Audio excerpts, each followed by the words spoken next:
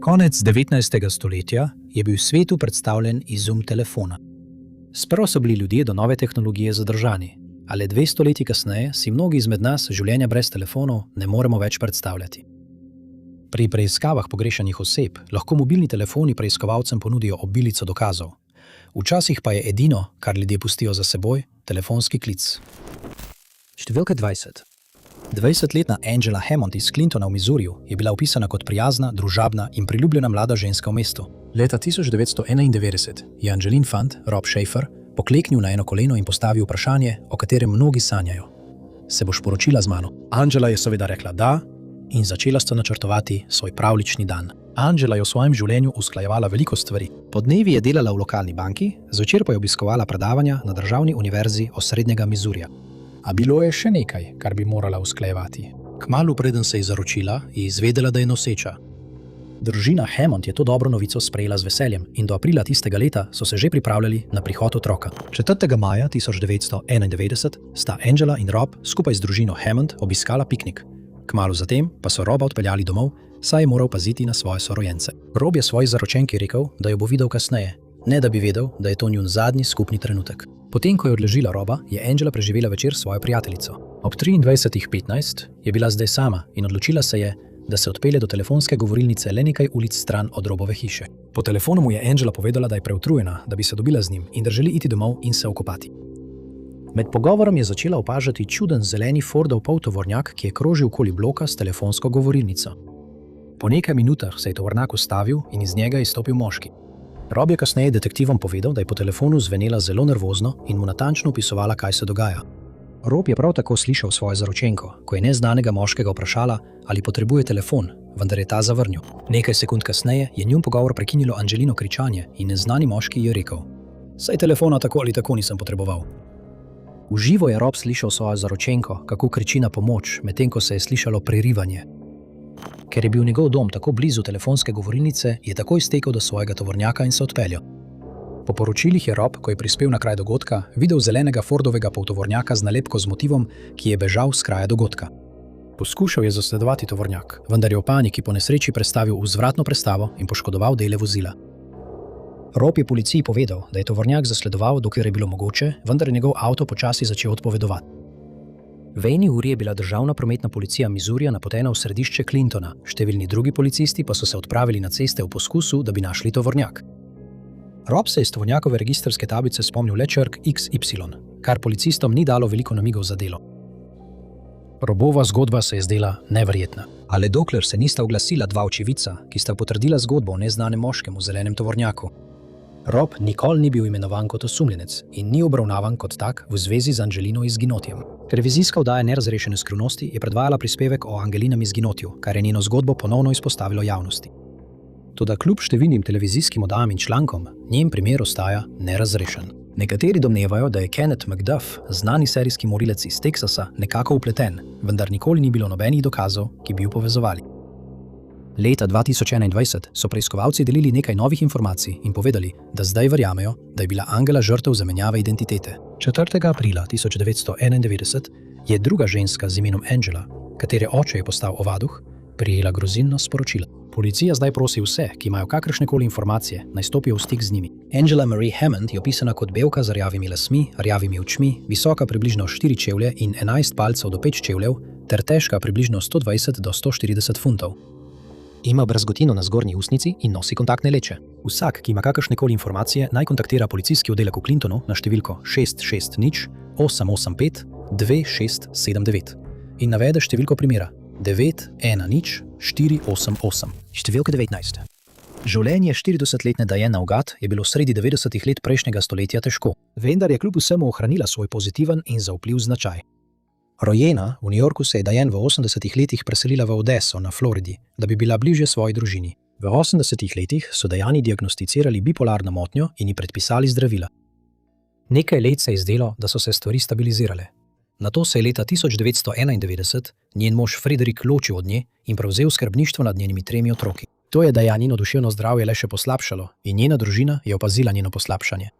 Sredi 90-ih let je začela zahajati v slabo družbo in je imela že kartoteko zaradi manjših kaznivih dejanj. Dajanina družina je naredila vse, kar je lahko, da bi ji pomagala, vključno s tem, da so jo hospitalizirali po floridskem Bakerjevem zakonu. Do aprila 1998 je bila podvržena 32 ukrepom po Bakerjevem zakonu. Nazadnje so jo odpustili aprila 1998. Kar je njena družina kasneje kritizirala, saj niso verjeli, da je bila pripravljena. 10. april 1998 se je za družino Aux začel kot vsak drug dan. Diana se je po odpustu iz bolnišnice pred kratkim preselila k svoji sestri Debori. Okoli 11. ure dopoldne je Debora odšla na zdravniški pregled. In ko se je vrnila, njene sestre ni bilo več. Debora je takoj poklicala svojo družino in obupano poskušala najti Diano. Ko ti poskusi niso uspeli, so njeno izginotje prijavili šerifovemu uradu okrožja Pasco in preiskava se je začela. Priče so se javile in trdile, da so videle Diano, kako hodi ob cesti US 19, blizu New York Avenue v Hudsonu na Floridi. Nekaj dni po njenem izginotju je Dianina mama prejela zaskrbljujoč klic. Takrat, ko je bil klic opravljen, ni bilo nikogar doma, zato se je preusmeril na glasovno pošto. Ko je gospa od Jet poslušala sporočilo, je slišala ženski glas, za katerega je prepoznala, da je Diane, ki je govorila: Pomagajte, pomagajte, spustite me ven. Preden se je zaslišal še en glas, ki je rekel: Hej, daj mi to. Preden se je klic prekinil, je tudi trdila, da je slišala prerivanje. Prikaz klicatelja je pokazal, da je bil klic iz Starlighta, Odessa, vendar natančne lokacije ni mogoče določiti. 15. aprila je bil ob cesti US 19 blizu New York Avenue najden odrezan prst z rdeče nalakiranim nohtom. Skupaj s tem so bila oblačila najdena lepo zložena v vrečki v zunanjem zamrzovalniku trgovine. Preiskovalci verjamejo, da so ti predmeti pripadali Diane. Leta 2000 so v Pascoju na Floridi našli še več njenih stvari v vrečki z zadrgo. V primeru Diane je bila omenjena le ena oseba, primer pa je zdaj na mrtvi točki. Namigi še vedno prihajajo do preiskovalcev, vendar niso našli ničesar bistvenega. Diane Louise Ogget je opisana kot belka s svetlimi rdečkastimi lasmi, modrimi očmi, visoka približno 163 cm in težka okoli 59 kg. Redno jemlje zdravila, ki jih je pustila za seboj. Ima brazgotino na trebuhu ter tetovaže na hrbtu in desni rami. Vsakdo, ki ima kakršnekoli informacije, naj se obrne na detektiva Cheta Kogila iz šerifove pisarne okrožja Pasco na številko 727 847 5878 in navede številko primera 98 98 150 54. Številka 18. 19-letni Brandon Swanson je bil opisan kot bister in inteligenten mladenič. Leta 2007 je bil Brandon del maturantskega razreda srednje šole Marshall v mestu Marshall v Minnesoti in pripravljal se je, da začne svoje odraslo življenje. Po srednji šoli se je vpisal na Minnesota West Community College, kjer je študiral inženirstvo in vetrne turbine. Do maja 2008 se je že navadil na svoje novo življenje kot študent in se pripravljal na selitev v Iowa, kjer bi obiskoval fakulteto. 13. maj je bil zadnji dan študijskega leta za Brandona in njegovo skupino. Zato so se odločili praznovati. Zabava je potekala v kraju Lind, približno 7 milj od njegovega doma v Marshallu. Brandon je imel vozniško dovoljenje in svoj avto, zato je vedel, da ne sme preveč piti. Tisti, ki so bili na zabavi, so povedali, da ni bil pijan in da je spil le eno alkoholno pijačo. Poročila so nato pokazala, da je obiskal še eno zabavo v Cambiju, približno 56 km od Marshalla, kjer je spil le eno ali dve dodatni pijači. Ko se je 13. maj prevesil v 14. se je zabava počasi umirila in Brandon se je usedel v svoj avto, da bi se odpeljal domov na 40-minutno vožnjo. Ta pot mu je bila znana, saj je obiskoval fakulteto v Cambiju, zato njegovi starši niso bili zaskrbljeni. Tako je bilo vse do približno 2:00 zjutraj, ko so njihovi telefoni zazvonili. Poklical jih je Brandon. Mirno je razložil, da je zapeljal s ceste v jarek, vendar ni bil poškodovan. Njegova starša sta ga vprašala, kje je, da bi ga lahko prišla iskat. Brandon pa jima je povedal, da je blizu Linda. Ko sta prispela na kraj, njunega sina ni bilo nikjer, zato sta ponovno poklicala. V klicu je Brandon prisegal, da vidi luči mesta in povedal svoji družini, da se bo peš vrnil do hiše svojega prijatelja. Med 47-minutnim klicem je deloval mirno, kljub temu, da je bil njegov avto v jarku in ni kazal znakov, da bi bil pod vplivom. Trojica je izmenično poskušala določiti njegovo lokacijo in se dogovoriti za mesto prevzema. Potem pa sta Brandonova starša nenadoma zaslišala njegov krik. Prekletstvo, preden je klic prekinilo. Besno sta ga poskušala poklicati nazaj, a se mu je telefon izpraznil. Nažalost je policijska postaja Lind na prijavo pogrešani osebi odgovorila z zamudo, saj jim ni bilo nenavadno, da je 19-letnik po zabavi zunaj pozno v noč. Na srečo so se odločili prijavo vzeti resno in so začeli preiskavo. Telefonski zapisi so pokazali, da je njegov telefon nazadnje oddal signal 20 milj od Linda. Poleg tega so njegov avto našli v Porterju v Minnesoti, približno 25 milj od Linda, in ni bil videti v slabem stanju. Med preiskavo je policijska uprava Linda uporabila pse, ki so sledili Brandonovemu vonju do reke Yellow Medicine, kjer se je sled nenadoma končala. Brandonov primer je pritegnil pozornost javnosti in postal ena najbolj razpravljenih izginotij sodobnega časa. Kljub velikemu zanimanju množičnih medijev se je pojavilo zelo malo uporabnih sledi. Ker se bliža 20. obletnica njegovega izginotja, je njegova družina obupana v iskanju odgovorov. Brandon Victor Swanson je opisan kot bel moški z rjavimi lasmi, modrimi očmi, visok 5 čevljev in 6 palcev ter težak 120 funtov. Nosi očala, na levo oko je pravno slep in ima prebodena ušesa. Vsakdo, ki ima kakršnekoli informacije, naj kontaktira šerifov urad okrožja Lincoln na številko 507 694 1664 in navede številko primera 200 800 68 43. Številka 17. Haider Harry Abu Shakra je bil ponosni oče 6 otrok. Tisti, ki so ga poznali, pa so ga opisovali kot delovnega in družabnega človeka. Do leta 2011 je Harry imel v lasti več nepremičnin po Manchesterju v Connecticutu, vključno z avtomobilsko delavnico in prodajalno vozil. Po poročilih je imel Harry tudi odprte kazenske obtožbe zoper njega s strani države. Te obtožbe trdijo, da sta Harry in njegov oče izvajala prevaro tako, da sta si izposojala avtomobile, jih prodajala in nato nobenega dobička nista dala posojilodajalcem. Država je prav tako trdila, da sta pošiljala avtomobile v Afriko in naj bi bila vpletena v pranje denarja. Sredi leta 2011 je bil Harry na prostosti proti varščini, medtem ko je proti njemu teklo 6 zveznih obtožb. Prav v tem času naj bi dolgoval mestnemu davčnemu izterjevalcu približno $23,000, 22,000 pristojbin povezanih z njegovimi podjetji in nepremičninami. 7. decembra tistega leta je Harry odšel v avtoservis in avtohišo, ki ga je imel v lasti na glavni ulici v Manchesteru, da bi se soočil z lastnikom servisa in mehaniki, ker mu po njegovem mnenju niso plačali najemnine, ki mu je pripadala. Nekje okoli 20 je poklical svojega brata in ga prosil za pomoč ter rekel: "Strašijo me." Ob 20:24 je Harry poklical svojo ženo in ji povedal, da je na sestanku, vendar bo končal do 9 zvečer, da jo lahko pelje v kino. Na žalost, Harry nikoli ni prišel domov in to je bil njegov zadnji telefonski klic. Ko je bila njegovo izginotje prijavljeno policiji, so najprej obiskali prodajalno in delavnico. Prisotni mehaniki so bili zaslišani, vendar so zanikali, da bi vedeli karkoli o nenadnem izginotju Harryja. Policija iz Manchestra je zahtevala, da mehaniki opravijo test z detektorjem laži. Vendar je skupina to zavrnila. Do leta 2026 ni nobenih trdnih dokazov, ki bi jih povezovali s primerom in so nedolžni, dokler se ne dokaže nasprotno. Nekatera poročila navajajo, da so Harryjev avto našli zapuščen dan po njegovem izginotju, čeprav tega ni mogoče potrditi. Nekateri verjamejo, da je pobegnil v Jordanijo, saj je njegov oče to storil že pred njegovim izginotjem, vendar tudi tega ni mogoče preveriti. V luči njegovega izginotja je njegova družina odprla kampanjo na GoFundMeju ter Facebook stran, da bi zahtevala odgovore.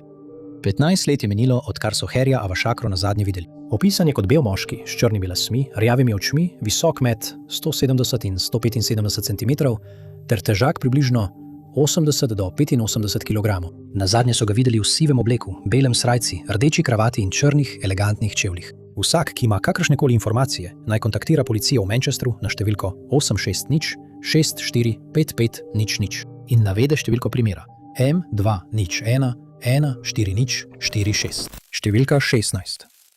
25-letna Linda Rose Grimm je bila tiha in prijazna punca, ki je v 80 letih poskušala najti svoje mesto kot odrasla oseba. Linda se je rodila v Parizu, v Kaliforniji, in jo je vzgajala njena mati, s katero sta imeli dober odnos.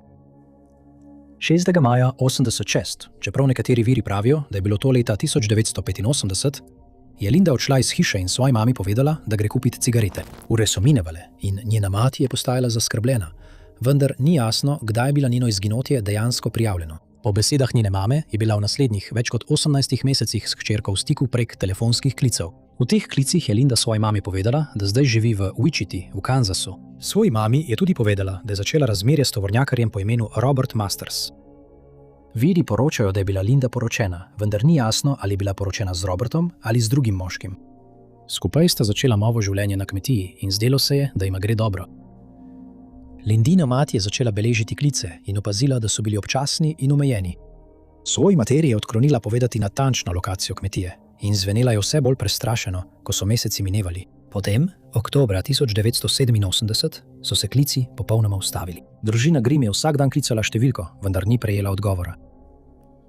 Aprila 1989 so Lindin rumeni Ford Pinto našli zapuščen na parkirišču supermarketa v Huntington Beachu v Kaliforniji, približno 111 km od njenega doma v Parizu. Ni jasno, ali so v notranjosti našli kakšne sledi ali je bil avto forenzično pregledan. Ko so klici prenehali, je Lindina mati pritisnila na preiskovalce, naj prevzamejo primer. Nenavadno je, da so oblasti v Teksasu navedene, čeprav se je primer odvijal med Kalifornijo in Kansasom.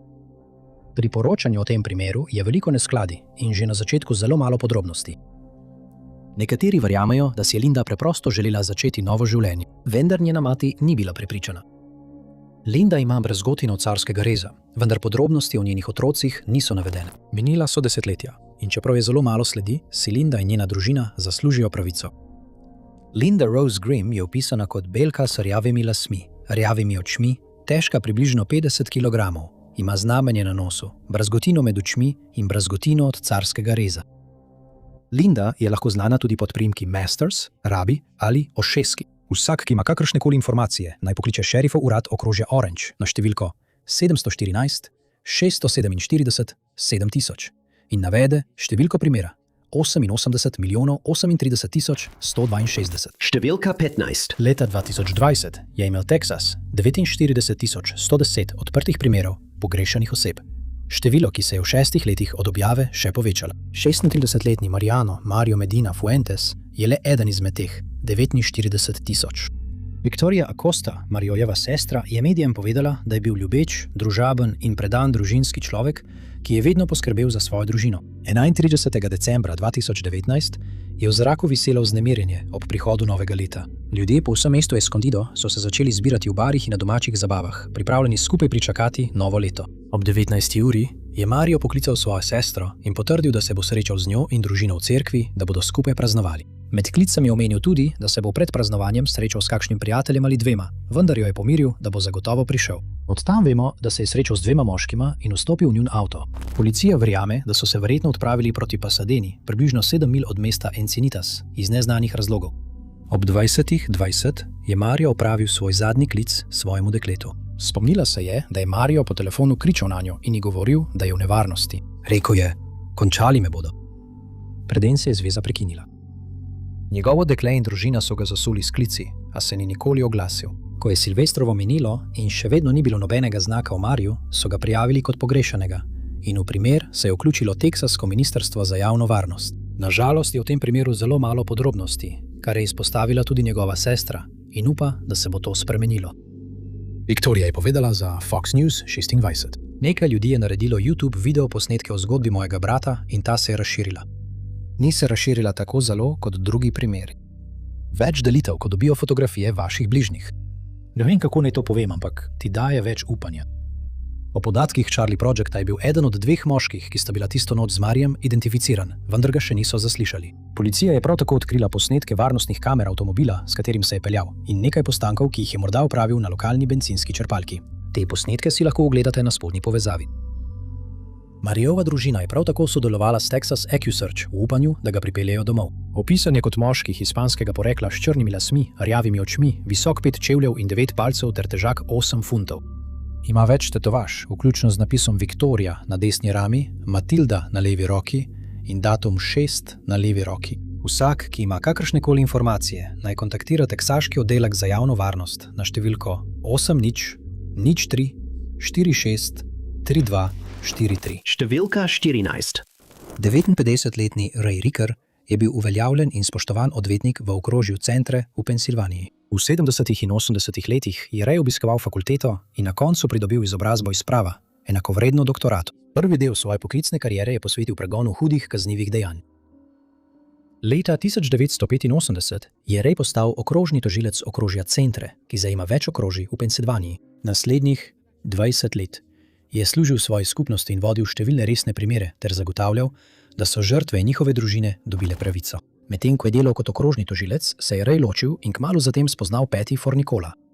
Med njima se je razvilo razmerje, ki je raslo skupaj z njegovo poklicno kariero. Do leta 2005 je Ray služil državi 20 let in se je odločil, da se ne bo ponovno potegoval za mesto okrožnega tožilca. 5. aprila je Ray zgodaj vstal za službo, poljubil svoje dekle v slovo in zapustil svoj dom v Bellefontaineu v Pensilvaniji. Po zapisih je tistega jutra prispel v pisarno okrožnega tožilca in svojemu osebju povedal, da bo vzel pol dneva dopusta. Preiskovalci še vedno niso prepričani, zakaj je vzel pol dneva dopusta, vendar je okoli 11. ure Ray zapustil pisarno in ga nikoli več niso videli. Ob 11:30 je poklical svoje dekle, Patty, in ji povedal, da se pelje proti severovzhodu proti Louisburgu v okrožju Union, približno 60 mil od doma. Spet ni jasno, o čem sta se pogovarjala med klicem, in potem Raya Grickerja nikoli več niso videli ali slišali. Do večera njegovo dekle je postalo zaskrbljeno in obvestilo policijo, da ga pogreša. Njihovo začetno iskanje ni pokazalo nobene aktivnosti na njegovem telefonu ali bančnih računih. Naslednji namig se je pojavil šele naslednji dan, 6. aprila, ko so njegov avto, rdeči Mini Cooper, našli zapuščenega na parkirišču v Louisburgu, blizu reke Susquehanna. Preiskovalci so opazili, da je avto smrdel po cigaretah in da je bila v njem celo še cigaretna pepel, kar je njegovo družino šokiralo. Ray je zelo sovražil cigarete, saj sam nikoli ni kadil. Njegova družina tudi pravi, da nikoli ne bi dovolil nikomur kaditi v svojem avtu, saj ni prenesel vonja po tobačnem dimu, ki se je zadrževal v notranjosti. Ni jasno, ali so iz avtomobila pridobili DNK ali prstne odtise. Primer je hitro pritegnil pozornost medijev, vendar je kljub temu ostal nerešen. Tako je bilo vse do 3 mesecev pozneje, julija 2005, ko so njegov službeni prenosnik našli v reki Susquehanna, zataknjenega med oporniki mostu. Opornik je bil nekaj 100 metrov stran od kraja, kjer so našli njegov avto in je nosil še eno nenavadno sled. Trdi disk je bil ročno odstranjen, preden so prenosnik vrgli v vodo. Trajalo je še 3 mesece, da so trdi disk našli v reki. Nažalost je bil disk tako prepojen z vodo in poškodovan, da iz njega ni bilo mogoče ničesar rešiti. Po podatkih Charlie Projecta so preiskovalci, ko so pregledali Rayjeve spletne aktivnosti, ugotovili, da je iskal, kako uničiti trdi disk in kakšna je škoda zaradi vode na prenosnem računalniku. Kljub pozornosti, ki jo je primer pritegnil, se je pojavilo le malo novih sledi. Veliko ljudi ugiba, da je bil Ray tarča zaradi svoje službe. Bil je odgovoren za pregon nekaterih najhujših zločinov v okrožju centre, zato je povsem naravno, da policija meni, da bi si kdo lahko želel maščevanja. Vendar je malo fizičnih dokazov, ki bi to podprli, in primer je zdaj označen kot hladen primer. Ray Gricker je opisan kot bel moški s sivorjavimi lasmi, zelene oči, visok, približno 183 cm in težak okoli 77 kg. Lahko uporablja priimka Gray ali Lang in so ga nazadnje videli oblečenega v svetlo-modro flis jakno, modre kavbojke in športne copate. Vsak, ki ima kakršnekoli informacije, naj kontaktira Dano Martini iz Državne policije Pensilvanije na številko 81 4696 6158. Številka 13. 38-letni Roy Jacob Hegel je bil opisan kot prijazen in odprt moški, ki je živel v Fargu v Severni Dakoti. Njegova vedra in družabna osebnost mu je zelo koristila pri delu potujočega prodajalca. Pri delu je bil uspešen in imel je priložnost potovati po ZDA. Ko ni delal, je Roy prav tako oboževal kegljanje in se je pogosto udeleževal turnirjev v kegljanju. Februarja leta 1989 se je udeležil enega takšnega turnirja v Fargu. Prisotni pa so povedali, da so opazili spremembo pri njem. Njegova odprta osebnost in topla narava sta izginili. Zdelo se je, da se spopada s težavami. Ta turnir bi bil zadnjič, ko so ga videli, ne pa tudi zadnjič, ko se je oglasil. Po odhodu s turnirja v svojem modrem Ford Tempu je Roy odšel na pot in potoval po vsej državi. Po podatkih projekta Charlie Project so preiskovalci še vedno negotovi, kaj je spodbudilo to potovanje, saj naj Roy med tem potovanjem ne bi delal. 8. marca 1989 je Roy vzpostavil zadnji stik, ko je poklical svojo nekdanjo punco. Med klicem je trdil, da je v Kingbanu v Arizoni, vendar je načrtoval vrnitev v Bismarck v Severni Dakoti, več kot 200 mil od svojega doma v Fargu. Njegova bivša je tudi povedala, da je Roy rekel, da je bil v 9 različnih zveznih državah v 9 dneh in da ima le $200. Kmalu po tem klicu je bil Roy prijavljen kot pogrešan in začelo se je iskanje. 2 dni kasneje, 10. marca, so njegov avto našli zapuščen na samotnem cestišču blizu spomenika Dolina smrti v Kaliforniji, več kot 367 km od Kingmana v Arizoni. V bližini avtomobila je policija našla sled stopinj, ki so vodile 6 mil, nato pa so se ustavile in izginile. Nenavadno je tudi Royjev oče izginil leta 1970, vendar se je kasneje znova pojavil, potem ko si je ustvaril novo življenje. Preiskovalci upajo, da je to ista zgodba tudi za Roya, čeprav kaznivega dejanja ni mogoče dokončno izključiti. Roy Hegel je opisan kot bel moški z rjavimi lasmi in rjavimi očmi, visok 6 čevljev in težak približno 77 do 84 kg. Na levem sencu ima brazgotino v obliki prstana in morda ima obrazne dlake. Vsak, ki ima kakršnekoli informacije, naj pokliče policijsko postajo Bismarck na številko 701 223 1212 in navede številko primera 893 642. Številka 12. 26-letni Steven Adams. Čeprav nekateri viri navajajo Stefan ali Stefan za PH, je bil opisan kot inteligenten in skrben mladenič, ki je imel rad ribolov, lov in košarko. Do leta 2004 se je pripravljal na zaključek študija na Northeastern State University v Tahlequahu v Oklahomi in na življenje po študiju. Leta kasneje se je Štefan poročil. Vendar zveza ni trajala in zdaj se je boril za skrbništvo s svojo bivšo ženo.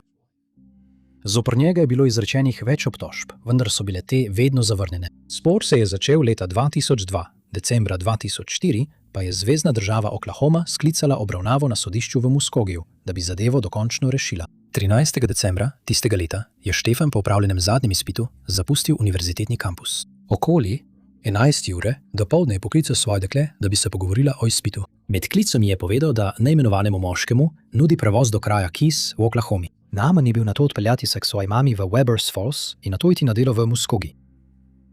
Njegovo dekle je povedala, da je bil dobre volje in da ni bilo videti, da bi bilo kaj narobe. 30 minut kasneje je eden od Stefanovih prijateljev poskušal poklicati, vendar je opazil, da so bili klici preusmerjeni na telefonski predal že po enem zvonjenju. Stefan nikoli ni prispel niti k materi domov, niti v službo. Naslednji dan ga je njegova punca prijavila kot pogrešanega in začela se je preiskava. Policijo je pritegnilo poročilo prijatelja, da se je Stevenov telefon po enem zvonjenju nehal oglašati. Prijatelj jim je povedal, da je med 11:30 in 12. uro večkrat klical, vendar je bil rezultat vsakič enak. Nato so se odločili slediti njegovim zadnjim korakom in naleteli na nekaj sledi. Nekaj časa pred 12. uro so Stevena opazili v trgovini v Cooksonu v Oklahomi, približno 29 km od kampusa njegove univerze. Priče so se spomnile, da so ga videle, kako je kupil pijačo in nekaj minut stal pred trgovino. Pri tem pa opazile, da je bil vznemirjen, vendar ga nihče ni ogovoril. Med iskanjem Stevena so odkrili tudi še en namig. Na dan, ko je izginil, so neznanega moškega, opisanega kot belca, visokega približno 180 cm, z rjavimi lasmi in starosti med 40 in 50 let, videli, kako je postopaval pred trgovino blizu Stevenovega stanovanja. Po poročilih je moški vozil poltovornjak in se zadrževal v okolici, kot da bi na nekoga čakal. Ob 11. uri dopoldne je ta neznani moški zapustil parkirišče blizu stanovanja in se odpeljal. To je pomembno, saj je to približno čas, ko je Steven vzpostavil zadnji stik. Policija te osebe ni označila za osumljenca, vendar pa si zelo želijo govoriti z njo. Kljub številnim uram, ki jih je policija vložila v preiskavo, se je pojavilo zelo malo uporabnih sledi. Njegov avto nikoli ni bil najden in ni jasno, kam bi se lahko odpeljal. Nekaj tednov po njegovem izginotju njegova družina prejela grozeč klic. Klicatelj, ki ostaja neidentificiran, je družini povedal, da bodo utrpeli telesno škodo, če ne prekinejo preiskave in ne prenehajo z lastnim iskanjem. Stevenov oče, Carl Adams, je dal intervju ob 20. obletnici sinovega izginotja in povedal: Bil je edini izmed vseh, ki je šel na fakulteto. To je imel res rad. Če bi nekdo se oglasil s temi informacijami in bil dovolj pogumen, da to stori, bi bil zame kot superjunak. Bom se še naprej boril. To je moj križ, ki ga moram nositi. Bil je moj sin. Ljubim ga. Zdaj se mu ne bom obrnil hrbta. Steven Adams je opisan kot visok, približno 170 cm, in težak med 74 in 91 kg, z rjavimi lasmi in rjavimi očmi. Povezan je s narodom Cherokee v Oklahomi. Ima tudi hudo astmo, zaradi katere potrebuje inhalator, ki ga je pustil doma. Vsakdo, ki ima informacije o tem primeru, naj pokliče državni urad Oklahome na številko 918 5 182 9075. 918 582, številka CR 0480. Lahko pa anonimno kontaktirate tudi FBI. 11. 25-letni Alex Gum je imel prirojen talent za pisanje pesmi in igranje instrumentov. Otroštvo je preživel s skejtanjem in osredotočanjem na grafitarsko umetnost. Vendar se je nekje med srednjo šolo odločil, da se bo raje posvetil glasbi. Tudi po maturi je Alec nadaljeval glasbeno kariero, pridružil se je lokalnim bendom in gostoval po domači zvezni državi Maine. Ko je nabral izkušnje na lokalni sceni, se je Alex preselil v Los Angeles, da bi tam poskusil uspeti. Približno v tem času je njegova družina opazila, da se je njegovo vedenje začelo spreminjati. Postal je nestanoviten in govori o tem, da je potomec Lemurije. Domnevno potopljena celina naj bi bila dom Nezemljanov, ki so kasneje ustvarili človeško raso, saj tako pravi legenda. Do leta 2015 je njegova vera postala tako močna, da se je odločil za 6-tedensko potovanje v Indijo, da bi poiskal svojo višjo moč in namen v življenju. Njegovi starši so dodali, da je postal strogi vegan in da je užival v svojem duhovnem iskanju v Indiji. Do leta 2017 je spet živel starši v Mainu in njegovo vedenje se je začelo še bolj spreminjati. Zdaj je Alex sprejel strogo zaobljubo molka in ves svoj čas preživljal v meditaciji. Prijatelji, ki jih je nekoč oboževal in z njimi hodil na turneje, so bili zdaj odrinjeni na stran. Sam pa se je začel umikati in izolirati. 22. februarja 2018 je prekršil svojo strogo zaobljubo in prosil starše, naj ga odpeljejo na letališče. Obvestil jih je, da se seli na Kauai, na Havajih, da bi iskal nadaljne razsvetljenje. 22. februarja je Alex vstopil na letalo in nekaj ur kasneje pristal na Havajih. Priče so se spomnile, da so ga videli v gostišču na plaži med 22. in 23. februarjem. V teh dveh dneh je večkrat klical lokalna taksi podjetja, čeprav ni nobenih zapisov, da bi ga kdaj pobrali. 24. februarja je Alex poklical iz hotela, čeprav ni znano, koga je klical. Tistega popoldneva se je odjavil iz svoje sobe in ga nikoli več niso videli ali slišali. Ko staršema ni uspelo vzpostaviti stika s sinom, sta ga prijavila kot pogrešanega. Preiskava je bila kratka. Policija je vedela, da je bil v hotelu med 22. in 24. preden je izginil. Na njegovem telefonu ni bilo nobene aktivnosti. $8,000 na njegovem bančnem računu pa je ostalo nedotaknjenih. Ni povedal, kam gre in ni znano, ali je bil z drugimi ljudmi. Njegovi starši so ugibali, da se je morda srečal z različnimi verskimi ali duhovnimi skupinami na tem območju, da bi našel razsvetljenje, ki ga je tako obupano iskal. Preiskovalci so našli njegov prenosnik in pregled njegove zgodovine brskanja jim je dal še nekaj namigov. Kmalu preden je izginil, je iskal opremo za kampiranje in užitne rastline na otoku.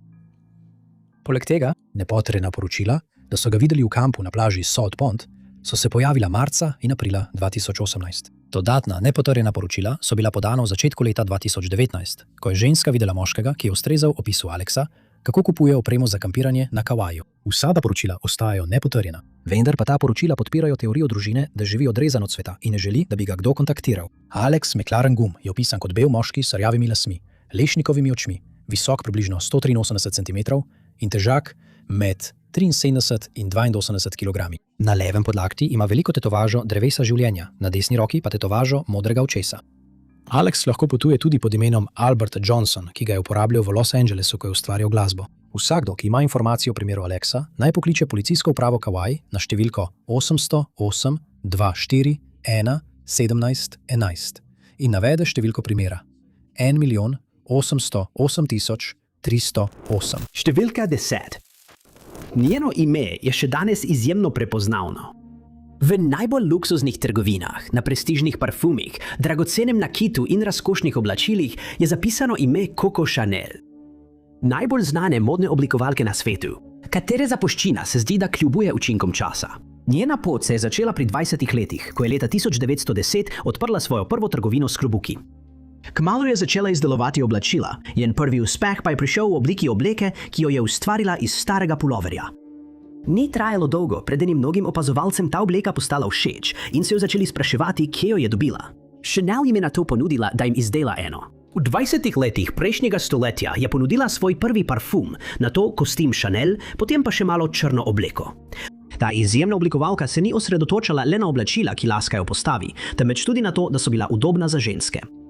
Postala je osrednja osebnost v literarnem in umetniškem svetu Pariza. Chanel je oblikovala kostume za nekatere pomembne gledališke igre in balete. Med svojimi prijatelji v ožjem krogu je štela tudi umetnika Pabla Picassa. Njena obsežna podjetja v modni industriji so oblikovala več milijard dolarjev vreden luksuzni imperij in imela zgodovino, ki je bila povezana s spreminjajočimi se vlogami žensk. Prav ta podjetja so začela modno revolucijo. To je bilo življenje Coco Chanel, modne oblikovalke, zagovornice žensk, revolucionarke in vohunke. Izkazalo se je, da ženska, ki jo modna industrija časti in ima v tako velikem spoštovanju, ni le izdelovala oblek in prodajala klobukov, ampak je bila tudi simpatizerka nacionalnega socializma in obveščevalka za Nemce med drugo svetovno vojno. Leta 1939, ob izbruhu vojne, je Chanelova prebivala v hotelu Ritz, ki se je nahajal v bližini. Med okupacijo se je zapletla v romantično razmerje z nemškim diplomatom Hansom Gunterjem von Dinklageem, ki je bil vohun Gestapa in sodelavec Abwehra. Chanelova je zaradi nadaljevanja zveze z Dinklageem ob izbruhu druge svetovne vojne postala del družbenih krogov nemških oblasti. Leta 1941 je nemški vohun skupaj s sodelavcem, baronom Louisom de Fauverlinom, odpotoval v Berlin. Oba sta se osebno srečala s samim diktatorjem, kmalu zatem pa je obveščevalna agencija izvedela za zaskrbljenost Dinklageve ljubice glede njenega nečaka, ki je bil ujet med invazijo na Francijo. Chanelina skrb za svojega sorodnika je Nemcem odprla vrata za dogovor. Modni oblikovalki so ponudili izpustitev in varnost njenega nečaka v zameno za informacije o njenih najvplivnejših zavezniških stikov. Chanelina naloga pa nikoli ni bila dokumentirana, zato ni mogoče vedeti, katere informacije je predala Nemcem. Vendar pa je znano, da jim je res posredovala določene informacije, saj se je njen nečak kasneje tistega leta varno vrnil domov. Leta 1943 je bil Pariz osvobojen izpod nadzora nacionalsocialistov, kar je povzročilo umik vseh Nemcev iz mesta, vključno z odhodom Dinklage'a, ki je bil prisiljen pustiti Chanel za seboj. Naslednje leto je francoska vlada začela ukrepati proti tistim, ki so pomagali okupatorjem med njihovo zasedbo. Na seznamu je bila tudi domnevna izdajalka Coco Chanel. Bila je aretirana in podvržena večurnemu zaslišanju, ki nikoli ni bilo razkrito javnosti.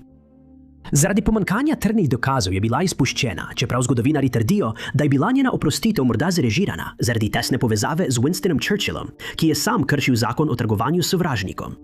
Domneva se, da je Chanelova vedela, da je Churchill kršil zakon, saj je Nemcem plačal za zaščito premoženja vojvode Windsorskega v mestu. Ko je bil še valižanski princ, sta bila on in Chanelova ljubimca. Po tem letu se je Chanelova vrnila k starim navadam, živela razkošno in ustvarjala oblačila za bogate in slavne. Umrla je leta 1971. Nikoli niso zasliševali o njenem razmerju z vohunom, niti o njenem sodelovanju z Abwehrom in informacijah, ki jih je posredovala in so pomagale diktatorju. Številka 9.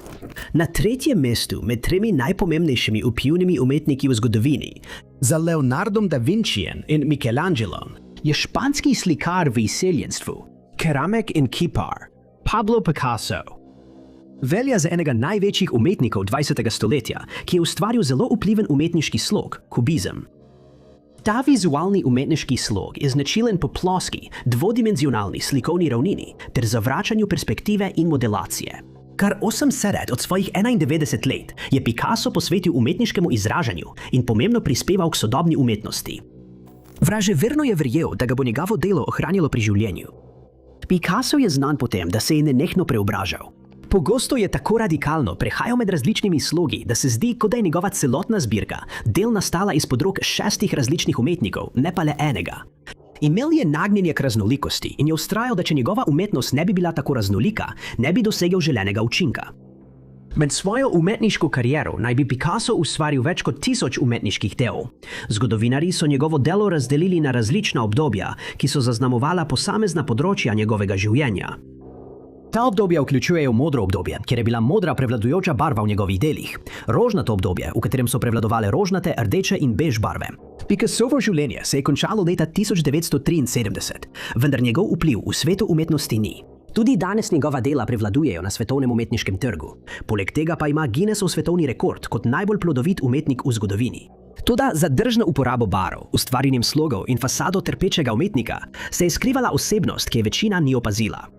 Edini, ki so to opazili, so bile njegove žrtve in najbližji sodelavci. Zdi se, da sta umetnikov uspeh in zapuščina omadeževana zaradi njegovega očitnega preziranja različnih žensk v njegovem življenju. Pravzaprav je zelo malo ljudi, ki so mu bili blizu, imelo o njegovem značaju sploh kaj lepega povedati. Njegova lastna vnukinja je celo napisala roman o tem, kako grozen je bil. Domnevno je bil Picasso narcis in ženskar, ki ni bil le neprijazen, ampak naj bi bil še posebej grozen do žensk, predvsem do svojih mus.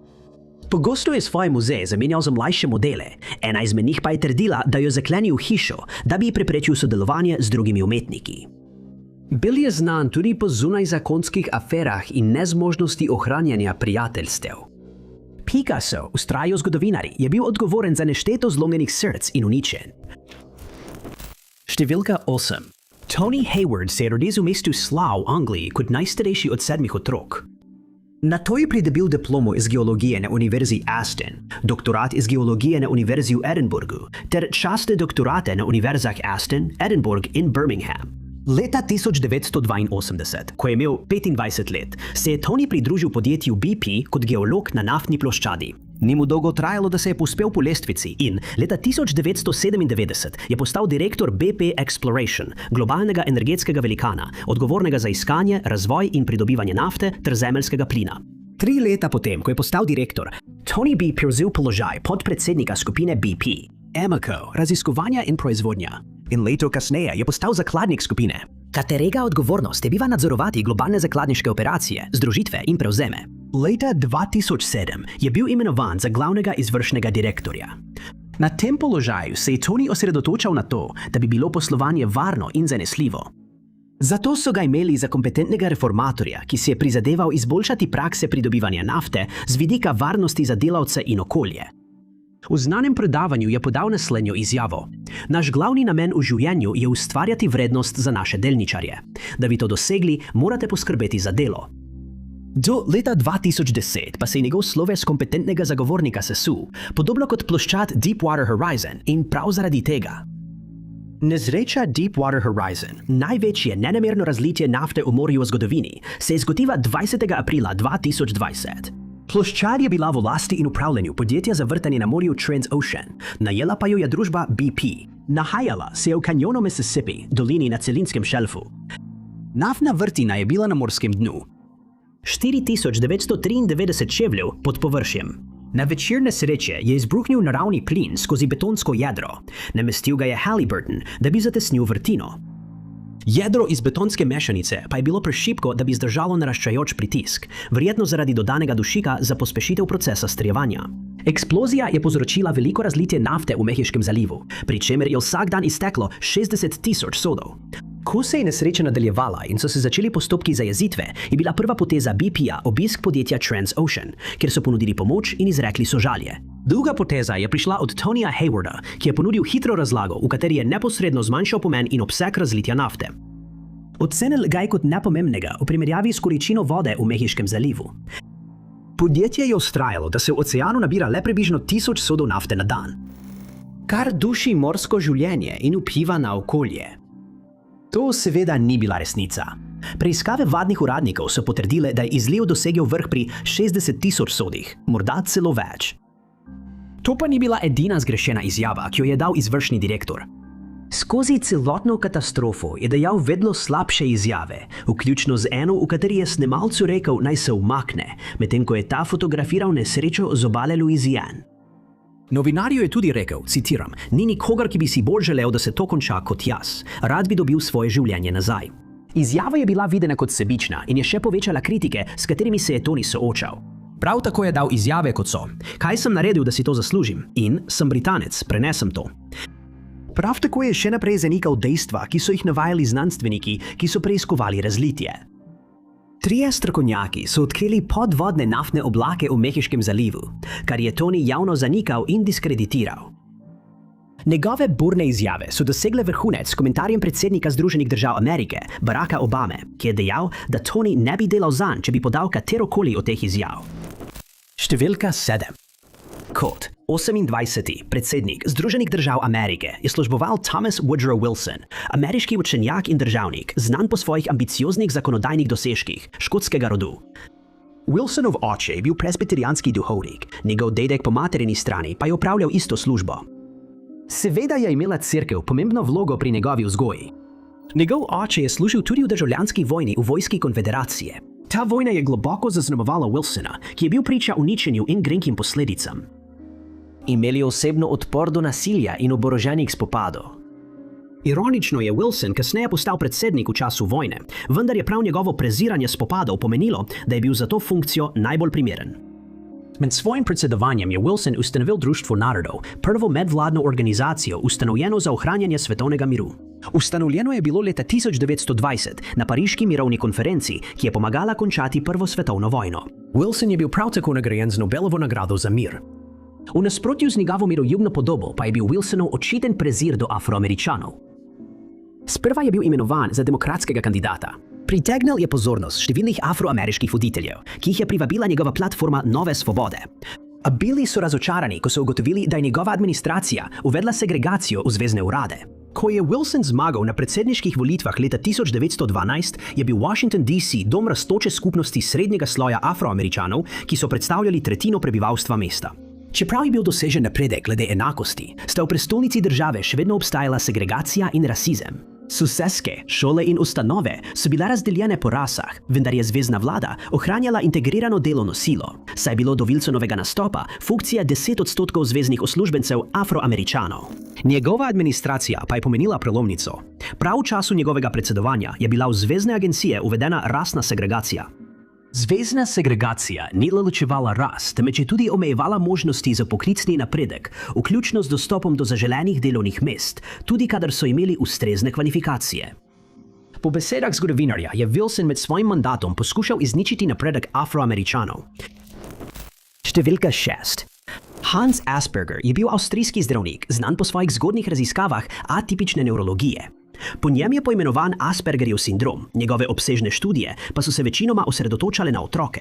Napisal je 300 publikacij o psiholoških motnjah, ki so mu po smrti prinesle mednarodno priznanje. V svojem življenju je Asperger vzdrževal osebno knjižnico z več kot 10 000 knjigami. Svoje branje je pripisoval svoji vse večji duhovni zrelosti. Po besedah nekdanjih sodelavcev je pogosto citiral klasične avtorje, pesnike in občasno celo Sveto pismo. Bil je tudi pobožen kristjan in član ceha Sveti Luke, ki zagovarja katoliško evgeniko, vključno s pozitivno evgeniko namesto negativne. Vendar so tudi pričali, da je bil Asperger hladen in odmaknjen. V mladosti se je pridružil potujočim učenjakom iz skupine Bund Newland, povezane z nemškim mladinskim gibanjem, kar je zdravnik navajal kot vodilo v svojem življenju. Nemško mladinsko gibanje je v 30 let dalje ohranjalo tesne povezave z diktatorjem iz druge svetovne vojne. Izkazalo se je, da Coco Chanel ni bila edina pionirka, ki je oblikovala svet in sodelovala z narodnimi socialisti pod diktaturo. Zdi se, da je Asperger sodeloval s režimom, medtem ko je trdil, da ščiti invalide pred iztrebljanjem. Vendar pa zgodovinski dokumenti iz časa vojne razkrivajo ravno nasprotno. Hans Asperger naj bi duševno prizadete posameznike napotil v ustanovo Am Spiegelgracht, kjer so izvajali neetične človeške poskuse in medicinsko zanemarjanje. Ne samo, da je bila to že sama po sebi grozljiva ustanova, ampak je bila med vojno v tej kliniki v okviru psevdonaučnega gibanja, ki je zagovarjalo očiščenje oziroma tako imenovano rasno higieno, eutanaziranih skoraj 800 pacientov. Prisilna evtanazija je bila del programa T4, ki je bil usmerjen proti neozdravljivo bolnim, telesno prizadetim, duševno prizadetim, čustveno pretresenim ter starejšim ljudem.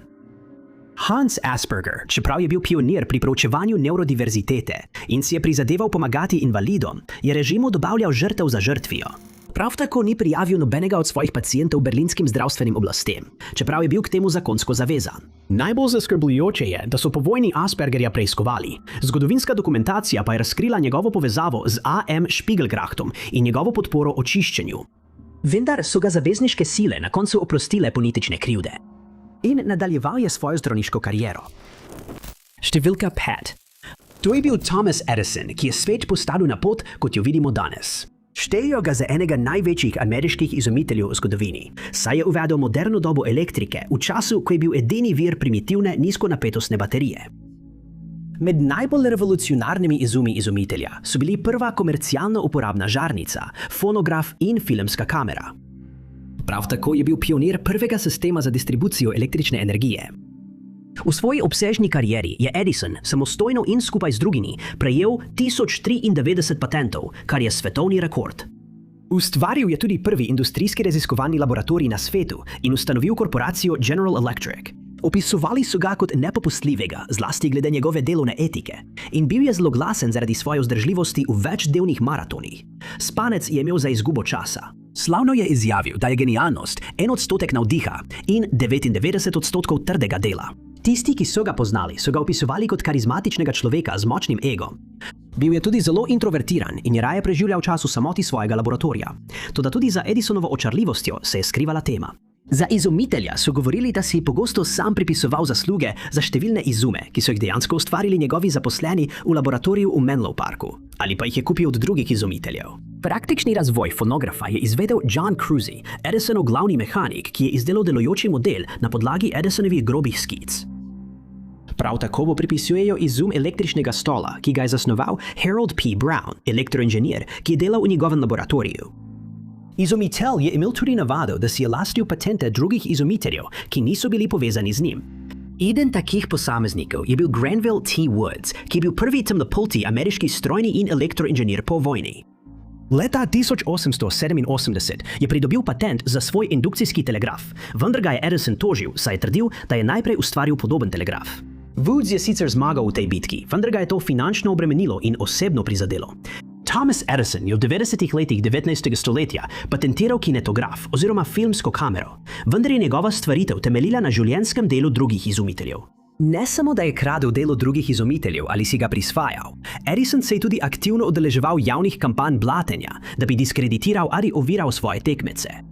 Sprožil je velike patentne vojne, vključno z vojno tokov, kjer so potekali ostri spori med njim in nekdanjim zaposlenim Nikolo Teslo. Tesla je zagovarjal izmenični tok, medtem ko se je Edison oklepal enosmernega toka. Da bi spodkopal in diskreditiral Teslove napore, je Edison šel v skrajnosti in prirejal javne prikaze ubijanja z električnim tokom, s katerim je dokazoval, da je izmenični tok smrtonosna grožnja.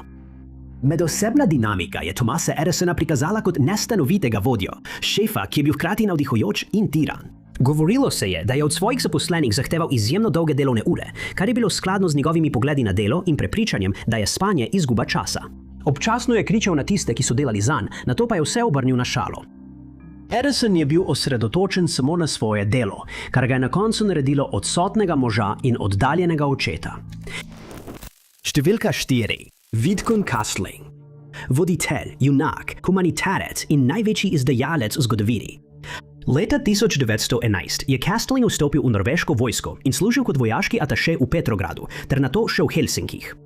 Pomagal je tudi pri humanitarnih prizadevanjih v Rusiji in sodeloval pri pomoči v okviru Društva narodov. Glavna humanitarna usmeritev Quislinga je bila ublažiti množično lakoto in bolezni v Sovjetski zvezi. Leta 1922 je bil kot vodja Nansenove misije za pomoč ob lakoti v Ukrajini odgovoren za vzpostavitev sedeža, zagotavljanje hrane in oskrbo civilistov z medicinskimi pripomočki. Pod okriljem Društva narodov je vodil humanitarne akcije v Bolgariji in Armeniji ter bil zadolžen za pomoč lačnim beguncem in razseljenim osebam. Prav zaradi teh prizadevanj je bil vojaški častnik splošno priznan kot junak, vsaj do začetka druge svetovne vojne, ko je njegov priimek postal sinonim za izdajalca. Med letoma 1931 in 1933 je Quisling služil kot minister za obrambo v agrarni vladi in pridobil priljubljenost z zatrtjem stavke hidroenergetskih delavcev. Nato je odstopil iz vlade in ustanovil fašistično stranko Nacional Samling, ki je bila posvečena zatiranju komunizma in sindikalizma. Nacional Samling je bila skrajno desna stranka, ki je med drugo svetovno vojno sodelovala z nacionalsocialisti. Med vojno je Quisling služil kot diktator za svojo marionetno vlado, ki je sprejemala zakone, ki so aktivno omogočali deportacijo državljanov v koncentracijska taborišča na Poljskem. Bil je tudi odgovoren za spopade, ki so privedli do smrtnih žrtev med norveškimi borci odpora in vidnimi političnimi nasprotniki. Leta 1940 je poskušal izvesti državni udar s podporo Nemcev, kjer je Norvežane pozival, naj ne upirajo napadalcem, temveč naj se borijo skupaj z njimi. Leta 1942 je bil imenovan za predsednika vlade pod rajskim komisarjem Josephom Bomer. V času vojne je večkrat poskušal cerkev, šole in mladino pridobiti za nacionalsocialistične nazore. Zaradi teh razlogov je bil leta 1945 aretiran, potem ko je bila Norveška osvobojena izpod nemške oblasti. Na koncu so ga spoznali za krivega hudih vojnih zločinov, vključno z usmrtitvami, preganjanji, veleizdajo in poneverbo. Vidkun Quisling je svojo pot začel kot humanitarec, nato pa se je spremenil v sodelavca nacionalnih socialistov, ki je aktivno odločal o usodi svojih žrtev. Številka 3. Bernie Madoff je odraščal v soseski Laurelton v Queensu v New Yorku. Prvo leto študija je preživel na univerzi v Alabami, nato pa je diplomiral iz političnih ved na univerzi Hofstra v Hempsteadu. Kratko je študiral pravo na pravni fakulteti v Brooklynu do leta 1960. Tistega leta je z uporabo $5000 prihrankov, ki jih je zaslužil z nameščanjem namakalnih sistemov in delom kot reševalec iz vode, Bernard L. Madoff ustanovil lastno investicijsko podjetje. Bernard L. Madoff Investment Securities skupaj z ženo Ruth, ki je delala na Wall Streetu in imela diplomo iz psihologije. Madoffovo podjetje je ponujalo zanesljive donose in imelo bazo strank, ki je vključevala znane osebnosti, kot so Steven Spielberg, John Malkovich, Kevin Bacon in Kyra Sedgwick. Madoffova specialnost so bile tako imenovane penny delnice, nizkocenovne delnice, s katerimi so trgovali na zunajborznem trgu. To je bil predhodnik borze Nasdaq, nacionalnega združenja trgovcev z vrednostnimi papirji za avtomatizirane kotacije, kjer je bil Madoff direktor in predsednik. S tem poslovnim podvigom je Madoff vzpostavil osebne odnose z najvplivnejšimi in najbogatejšimi poslovneži v New Yorku in Palm Beachu. Te posameznike je pridobil kot vlagatelje, jim izplačeval bogate donose in z njihovimi priporočili privabljal nove vlagatelje. Vzpostavil je tudi tesna prijateljstva s finančnimi regulatorji. Prav tako je uporabljal taktiko ekskluzivnosti, da bi pritegnil premožne vlagatelje. Dejstvo, da niso bili vsi sprejeti v njegove sklade, je pomenilo, da je bilo postati vlagatelj pri Madoffu znak prestiža. Ugled poslovneža kot uspešnega upravljavca naložb in prijaznega borznega posrednika pa se je razblinil, ko so ga razkrili kot prevaranta. Leta 2008 je nastopila velika recesija, ki je povzročila svetovno paniko in množične umike sredstev vlagateljev. Premožni posamezniki, ki so vlagali v Madoffov sklad, so hiteli dvigniti svoj denar, da bi pokrili svoje izgube. Toda pravega denarja ni imel več. 7 milijard dolarjev, ki jih je potreboval za izplačilo vlagateljem, ni bilo na voljo. Več mesecev prej je poskušal milijone dolarjev, ki so mu še ostali v sredstvih podjetja, razdeliti pod pretvezo zgodnih nagrad za zaposlene. Ko se je soočal s propadom, je v svoje stanovanje povabil svoja 2 sina, ki sta ga vprašala o bonusih. Stisnjen v kot je bil Madoff prisiljen razkriti svojo dolgo varovano skrivnost. Priznal je, da je bilo njegovo celotno poslovanje zgrajeno na eni veliki laži in da je zdaj v težavah. Madoff je verjel, da se lahko zaupa svojim sinovom, vendar je bil obseg prevare zanje prevelik. Namesto tega so šli naravnost k oblastem in razkrili svojega očeta kot prevaranta, ki je vodil Ponzijevo shemo. 11. decembra 2008 je bil aretiran in kasneje spoznan za krivega v 11 primerih zveznih kaznivih dejanj, vključno s krivo prisego, pranjem denarja in prevaro z vrednostnimi papirji, in obsojen na 150 let zveznega zapora. Številka 2. Lance Armstrong, nekdanji profesionalni kolesar, je bil nekoč spoštovan športnik, ki so ga videli kot poosebljenje vztrajnosti. Kljub vsem oviram, ni nikoli odnehal pri svoji strasti, niti takrat, ko so mu diagnosticirali raka. Ameriški kolesar je vstopil v svet športa že zelo mlad. Odlično se je odrezal v kolesarjenju in plavanju in že kot najstnik je tekmoval na triatlonih in plavalnih tekmovanjih. Preden je končal srednjo šolo, so Armstronga povabili v mladinsko reprezentanco Ameriške kolesarske zveze. Od tam se je njegova kariera v kolesarskem svetu razvijala naprej, od mladinskih svetovnih prvenstev do ameriških amaterskih prvenstev. Leta 1992 je postal profesionalec in se pridružil ekipi Motorola. Leta 1993 je postal drugi najmlajši moški v svetovnem cestnem kolesarstvu in zmagal na etapah dirke po Franciji v letih 1993 in 1995. Po dirki po Franciji leta 1996 je Armstrong zbolel in so mu diagnosticirali raka. Ko so bolezen potrdili, se je že razširila na njegova pljuča in možgane. Podvržen se je operaciji in kemoterapiji, le nekaj mesecev kasneje pa se je že vrnil v športni svet. Le 2 leti po postavitvi diagnoze je zmagal na dirki po Luksemburgu. Dirko je osvojil leta 2001 in 2002 ter ponovno leta 2004. Po 7. zmagi na dirki leta 2005 se je Armstrong za kratek čas upokojil iz športa.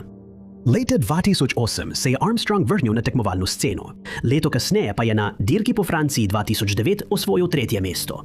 Leto kasneje pa je spoštovani športnik, ki so ga občudovali zaradi njegove vztrajnosti, prišel pod udar, ko so ugotovili, da sta prav ta vztrajnost in njegova neprekinjena zmagovalna serija posledica zaskrbljujoče skrivnosti. Aprila 2010 je Floyd Landis, še en kolesar, ki je bil nekoč Armstrongov moštveni kolega, poslal elektronsko sporočilo uradniku Ameriške kolesarske zveze. Razkril je, da je bil skupaj z več drugimi moštvenimi kolegi kriv uporabe prepovedanih poživil, snovi, ki izboljšujejo njihove zmogljivosti, kar je bilo v športnem svetu obravnavano kot goljufija. V svojem priznanju je Landis upletel Lancea Armstronga in namignil, da je bil tudi on kriv uporabe poživil za izboljšanje zmogljivosti. Junija 2012 je ameriška protidopinška agencija USADA obtožila kolesarja, njegovega menedžerja, 3 zdravnikov in njegovega trenerja, da so bili del velike, desetletja dolge zarote glede uporabe prepovedanih poživil, ki se je začela v poznih 90. letih. Po navedbah agencije je Armstrong uporabljal več vrst poživil, vključno z EPO in človeškim rastnim hormonom. Prav tako so te snovi razdeljevali drugim kolesarjem. Obtožen je bil tudi, da je takrat prejemal krvne transfuzije in uporabljal testosteron. Obtožbe so na koncu privedle do prepovedi tekmovanja za Armstronga na vseh drugih kolesarskih tekmovanjih. Zaradi razkritja je bil spoštovani športnik oropan vseh svojih naslovov na dirki po Franciji ter vseh drugih nagrad in priznanj, ki jih je pridobil. Od leta 1998 naprej agencija je prav tako uvedla dosmrtno prepoved nastopanja v kateremkoli športu v skladu s svetovnim protidopinškim kodeksom. Številka 1. 2 izmed najpomembnejših pionirjev v zgodovini sta bila brata Wright, ki sta prva izvedla motoriziran, neprekinjen in nadzorovan let z letalom. Njuna iznajdba je sprožila letalsko industrijo in tlakovala pot sodobnemu letalskemu potovanju. Wilbur in Orville Wright sta se rodila v razmiku 4 let. Njun oče je bil posvečeni duhovnik Cerkve Združenih bratov v Kristusu. Brata in njuni drugi sorenci so obiskovali javne šole, odraščali pa so v spodbudnem okolju, ki jih je usmerjalo k intelektualnim zanimanjem. Orwell je verjel, da bi jih manj spodbudno okolje v bistvu prikrajšalo za možnosti in jim preprečilo slediti svoji radovednosti. Tudi Wilbur in Orwell sta bila neodvisna misleca, ki sta izkazovala veliko zaupanja v svoje talente. Imela sta tudi neomajno vero v pravilnost svoje presoje. Odločena sta bila vztrajati tudi, ko sta se soočila z razočaranjem. Te lastnosti so bila popolna kombinacija, ki jo je postavila na pot veličine. Oba brata sta bila edina člana družine Wright, ki nikoli nista obiskovala fakultete in se nikoli nista poročila. Namesto tega sta skupaj ustanovila tiskarno ter urejala in izdajala 2 lokalna časopisa. Leta 1892 sta odprla kolesarsko delavnico, kjer sta začela v manjšem obsegu izdelovati kolesa. Prav tam sta razvila tudi svoj lasten samomazalni pesto za kolesa. Sredstva, ki sta jih pridobila s svojimi kolesarskimi in časopisnimi podvigi, sta brata uporabila za financiranje svojih aeronautičnih poskusov, ki so se začeli leta 1899. Skupaj sta izčrpala vse vire lokalne knjižnice povezane z aeronautiko. Leto kasneje pa sta se predstavila civilnemu inženirju Octavu Chanuteju, ki je v naslednjih letih postal zaupanik bratov Wright. V svojem prizadevanju ustvariti prvo vodljivo letečo napravo sta oba ugotovila, da bo za uspeh njuna stvaritev potrebovala krila. Ugotovila sta, da bodo kriva ustvarjala vzgon. Naslednja ovira, ki sta jo morala premagati, je bil pogonski sistem, nato pa še način upravljanja. Obrnila sta se k svojemu idolu, Ottu Lilienthalu, pionirju jadranega letenja, in opazovala, kako je ustvaril krila, ki so ga lahko nosila v letu. Ugotovila sta, da tudi izdelovalci samopogonskih vozil razvijajo lažje avtomobile z močnimi motorji. S tem sta rešila 2 težavi. Ostalo jima je le še, da ugotovita način upravljanja. Kot izkušena kolesarja sta brata Wright verjela, da mora biti popoln nadzor v rokah pilota. In dobro sta se zavedala nevarnosti premikanja teže, saj so se prejšnji leteči stroji v tem pogledu izkazali za pomanjkljive. Zato sta se osredotočila na natančno upravljanje središča pritiska na krilih letala. Izdelala sta različne mehanske sheme, preden sta poskušala povzročiti vijačno zvijanje kril. Ta trud je povzročil povečanje vzgona na eni strani letala in zmanjšanje na drugi. To je na koncu omogočilo nadzor, saj sta lahko po želji spustila katerikoli krilni vrh. In tako sta imela prvo letalo na motorni pogon z vzdržnim in nadzorovanim letom, začetek sodobnega letalstva. Brata sta razvozlala skrivnost in bila pohvaljena za svoj trud. Njihov začetni uspeh je služil kot odskočna deska za izpopolnjevanje njunega projekta in utrl pot zračnim potovanjem. Toda tudi ta par izumiteljev je imel temnejšo plat. Po zgodovinskih zapisih sta brata Wright aktivno preprečevala komorkoli drugemu, da bi vzletel ali izpopolnjeval njune zgodnje zamisli in jih razvijal. Trdila sta, da bi moralo biti njuno delo zaščiteno in patentirano, s čimer bi preprečila, da bi kdorkoli drug uporabljal njuno zamisel. Njuna agresivnost je močno ovirala zgodnjo letalsko industrijo. Brata sama nista mogla napredovati. Bili so še drugi izumitelji in strokovnjaki, ki bi jima pomagali in razvijali idejo, vendar sta brata Wright izbrala, da bosta monopolizirala svoj načrt in začela patentno vojno. Leta 1906 sta prejela patent za svojo metodo nadzora leta in nato ustanovila podjetje Wright. Podjetje je poskušalo zagotoviti monopol pri izdelavi letal, vendar ta poskus ni uspel. Namesto tega so prilagodili svojo pravno strategijo in začeli tožiti vse tuje ali domače letalce in podjetja, da bi izterjali licenčnine. To je vključevalo tudi letalskega pionirja Glena Curtisa. Leta 1910 so dobili tožbo proti Curtisu in vse nadaljnje pravne postopke. To je vključevalo 9 tožb, ki sta jih vložila brata Wright, in 3, ki so bile vložene proti njima. Tudi potem, ko je Wilbur umrl in se je Orwell upokojil, se je patentna vojna nadaljevala, saj so drugi proizvajalci sprožali svoje pravne postopke. Vojna je povzročila nenehno krizo v letalski industriji, kar je privedlo do zastoja razvoja te industrije v Združenih državah.